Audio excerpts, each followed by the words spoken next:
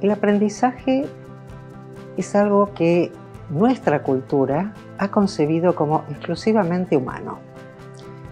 Y en la medida que vamos avanzando en la investigación y en el pensamiento, vamos dándonos cuenta que aprenden todos los seres vivos. De hecho, ya en el siglo XVII, autores como Spinoza, por ejemplo, lo dijeron muy claramente. Y hoy estamos recuperando esos saberes porque aprender es connatural al vivir. Es increíble, a veces los científicos pueden decir una cosa en su casa y otra cosa en la facultad. Cuando están en casa, su perro es inteligente, lúcido, por poco tiene un doctorado. Cuando van a la facultad, dicen los animales no aprenden, no piensan, es todo mecánico. Lo que venimos viendo desde distintas áreas transdisciplinarias de investigación es precisamente que aprender es connatural a la vida. Maturana y Varela, dos autores extraordinarios en este sentido, fueron trabajando estas nociones que hoy tienen una amplia aceptación en el mundo y que además cualquiera puede pensar. Puede ver cómo mi gata, por ejemplo, aprendió a abrir las puertas. No hay ningún gen de abrir las puertas. Si no hubiera puertas no hubiera aprendido, pero sabía dónde estaba la comida. Era bien interesante aprenderlo y lo hizo.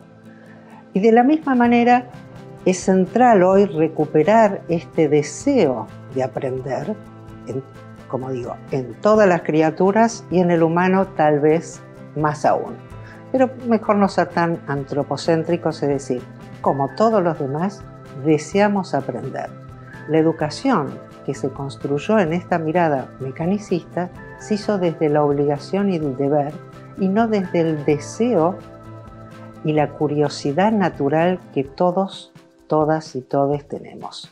Es muy importante que nosotros le quitemos el aura a ciertas palabras que parecen tan importantes como investigar, y si las relacionamos con el aprender, justamente vamos a darnos cuenta que cualquier bebé, hay unos videos hermosos en YouTube, bebé escapando de la cuna, aprende, curiosea, investiga, indaga, relaciona sus experiencias, piensa.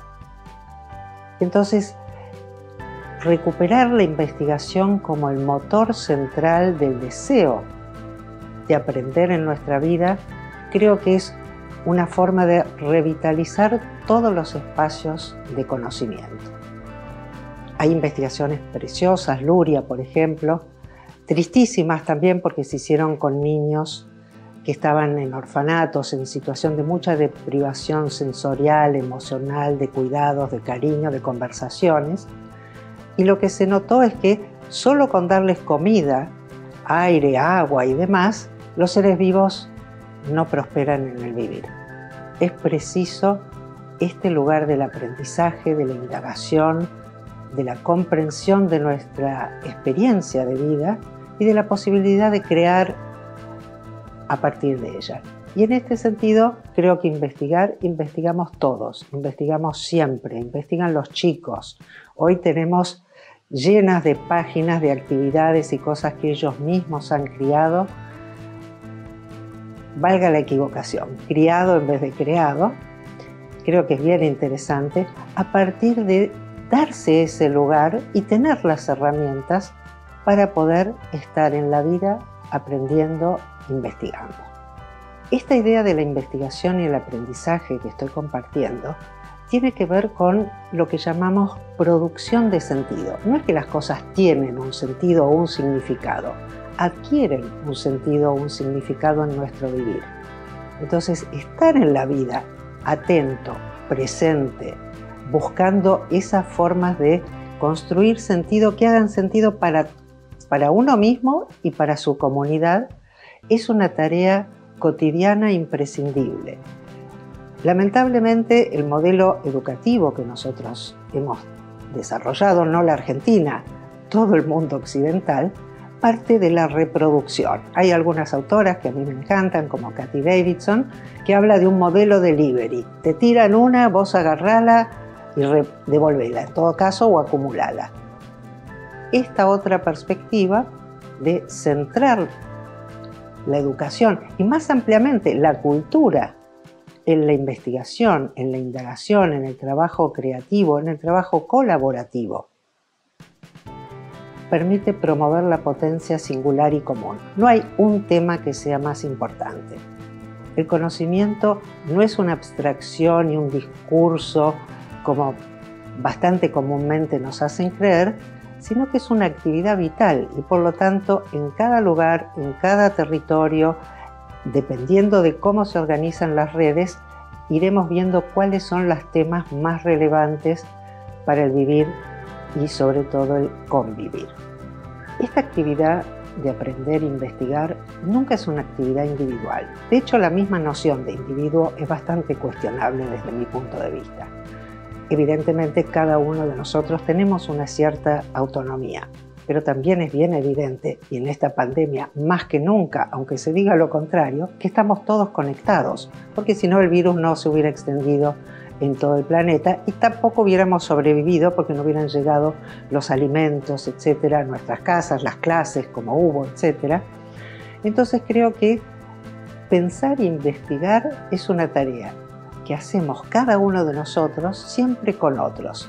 Una forma que me gusta mucho decirlo, y esta es una de las primeras influencias y tal vez una de las más importantes en mi pensamiento, que es la de Spinoza, no lo decía él así, yo lo traduje, y es: nadie puede pensar por mí, pero yo no puedo pensar sola. En ese sentido es que nuestra vida es tan entramada. Fritjof Capra, que también fue una influencia importante, tiene un libro precioso que se llama La trama de la vida, y en eso también recupera muchísimo de Maturana y Varela, que fueron otras de las influencias, junto con Edgar Morin, que es el padre del pensamiento complejo, y que todos ellos coinciden en una comprensión de la existencia entramada.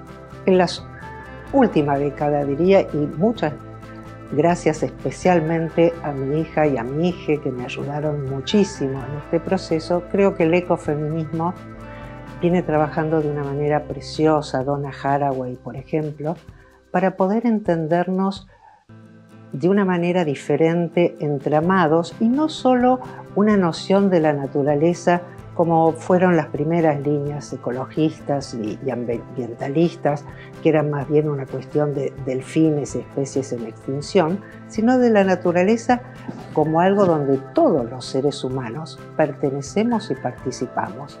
E incluso la tecnología es parte de la naturaleza. Nosotros creemos que los objetos, las computadoras, etcétera, no son parte de la naturaleza. ¿Y de dónde vendrían? ¿De dónde vienen los materiales con los que hacemos absolutamente todo? Y en la naturaleza todo está moldeado y mediado por los otros. Y en ese sentido, el aprender es una tarea siempre colectiva.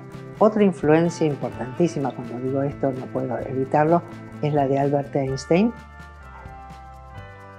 que era además espinociano y que nos ayuda muchísimo para poder pensarnos creativamente, ¿no? No hay peor mente que la que está cerrada. Existir es siempre existir con otros. Y creo que en este sentido un aporte muy interesante del último tiempo viene del lado de otra línea feminista en la que yo estuve muy casi, no desde el principio, que es la de la cuidadanía. Cuidadanía tiene que ver con poner el cuidado en el centro de la vida, es decir, en todos lados, porque la trama de la vida nos incluye absolutamente a todos. Entonces, entender la cultura desde esta perspectiva implica recuperar la etimología de este término. Cultura viene de cultivo, no es una acumulación de citas y de visitas a museos o a conciertos. Cultura es cultivarnos mutuamente, producir sentido, indagar, crear, y crear también desde una perspectiva, me gusta mucho recuperar un término griego que es poiesis, que es distinto a productividad. No se trata de tener una meta, un objetivo fijo y una métrica para evaluarla, sino de tener una estética, una ética que habilite este desarrollo común desde el deseo. singular que está siempre en esa trama común.